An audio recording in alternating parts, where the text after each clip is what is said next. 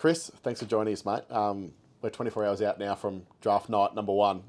What's the club's priorities heading into the night? Well, I mean, firstly, it's to match the bid on Harry Dean.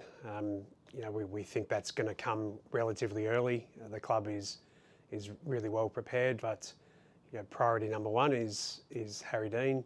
Secondly, from a draft order perspective, probably will be Jack Ison, and from there, we'll have to work out the way that the rest of the draft goes with the picks that we've got left, as to whether we're going to take another selection or not. For those who aren't aware, can you tell Carlton fans what they can expect from Harry Dean and Jack Ison, who've been part of our Carlton Academy for a few years now? Yeah, well, the club believes that Harry's the best key defender in this draft. So to be able to bring him in is a fantastic thing for us. He's quite young in relative draft terms even. A player who has taken some massive steps forward this year, and also a player that we think can really help us into the future. And certainly for Jack, he's quite a smooth moving player. We think he can impact, probably forwarded the ball into the future. But another player who has come through our academy and done fantastic things. There's been a lot of talk in the last 48 hours about trading picks 9-11 where they currently sit. Can you give us any insight into the strategy around those picks? Well, I think the reality of going into this draft is that the picks that we have are only really points, and so the point system can be hard to follow. But the reality is, pick 9 is worth 1,355 points.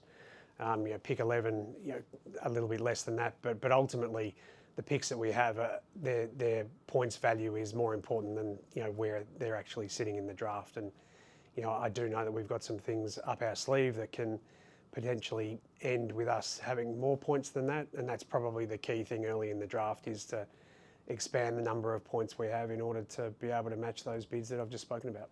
Will we be making a third selection over the course of the draft? I mean, I think that'll be something we'll remain open to. Clearly, where that selection actually stands will be dictated to by when Harry and Jack get bid on. So, we'll have to remain open to that. I think we've got some things up our sleeve that we're thinking about heading into the draft. How those things transpire on draft night, I guess, remain to be seen. Draft strategy is very much not just rocking up on the night and figuring out as you go. There's forward planning, particularly next year as well, with the Cody Walker-shaped spectre looming over 2026. How does the club factor that into this year's planning? We've tried to factor it in, and you would have seen that through the trade period as well, trying to factor in what we need to have in mind for next year. And Cody, clearly, we think Cody's of significant talent and is going to be taken quite high in next year's draft based on his current form. So we've had to make sure that we're well planned, not only for this year but also for next year as well. And I think we have been pretty well planned through certainly my time here at the club. How do you think this year's draft days will complement the current playing group, including the additions that were made over the trade period? Well, I think that's more of a future question, and clearly bringing in young talent has been important to us over the last period of time.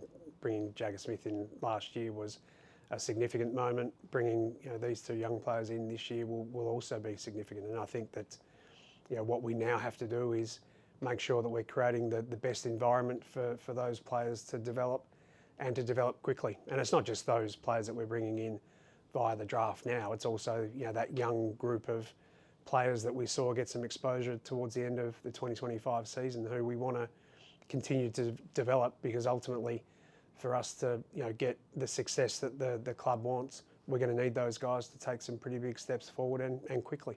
And they are back at Icon Park. Preseason officially started last week. How has the group come back from the break? No, we've been very happy with the way that the players have presented.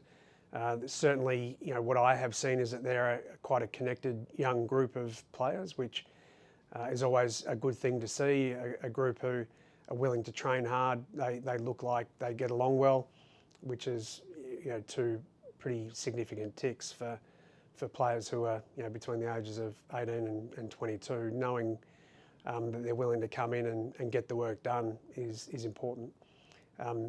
Clearly, getting the coaches together and working together sharing common language is important through this period.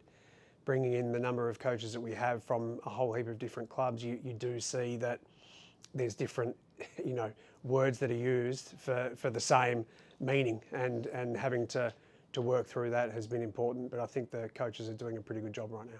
What can you tell us about that new look coaching group and how they're starting to function together? There's no one at the club from a coaching perspective who's doing the same role as they were last year. So that's a significant change. And then you add in the coaches that you just mentioned coming in. There have been significant changes in our department.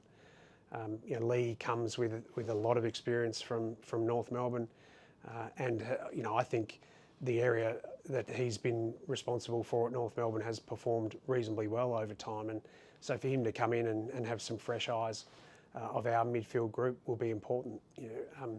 Josh doing the forwards, we had some issues last year executing in that phase of the game.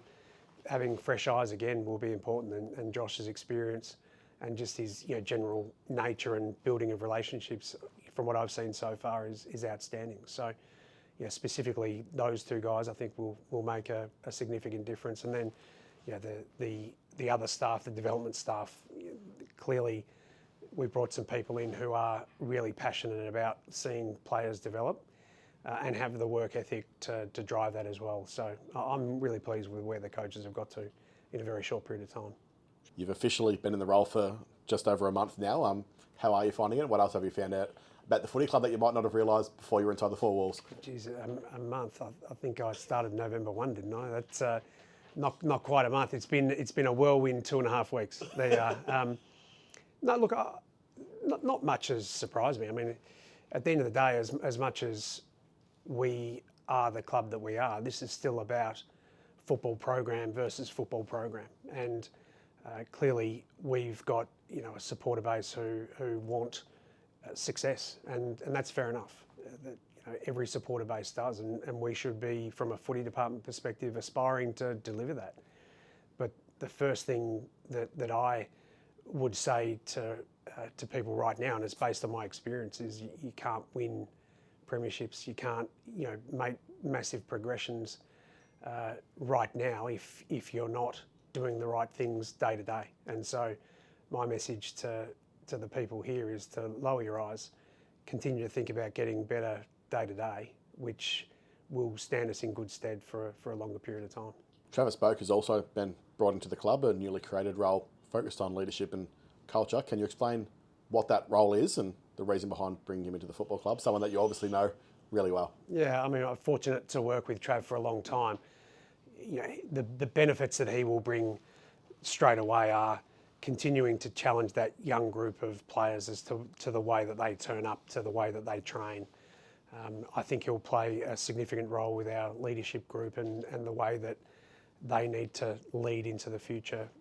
We've got a number of people here who shoulder a significant amount of our load, and I'm sure that Trav will be giving a message of releasing some of that burden and expanding the group of people who can contribute in those areas. That was one of the things that Trav talks about a lot, was a turning point in his career is from a leadership standpoint, was when he actually empowered some other people around him. And I think that that's something that we've got to continue to try and foster here.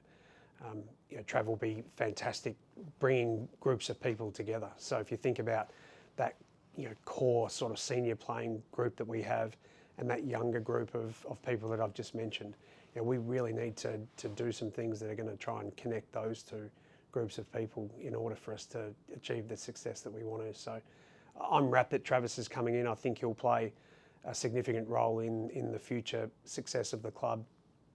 He's a fantastic guy. Our supporters will love him, I'm sure. And I do know that he will drive performance within the playing group as well, which ultimately is what we all want. You are new to the role, but I believe you've already got a Carlton media exclusive for us, so this is exciting. It's not a weekly role at the club, but another newly created one is the club's brought in former Eagles premiership coach Adam Simpson as a coaching consultant.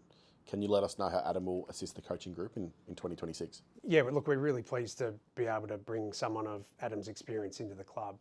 Clearly, a coach who has a whole heap of experience and also is a premiership coach. So, his role won't be player-facing. It will well and truly be behind the scenes with Michael and the rest of the coaching group.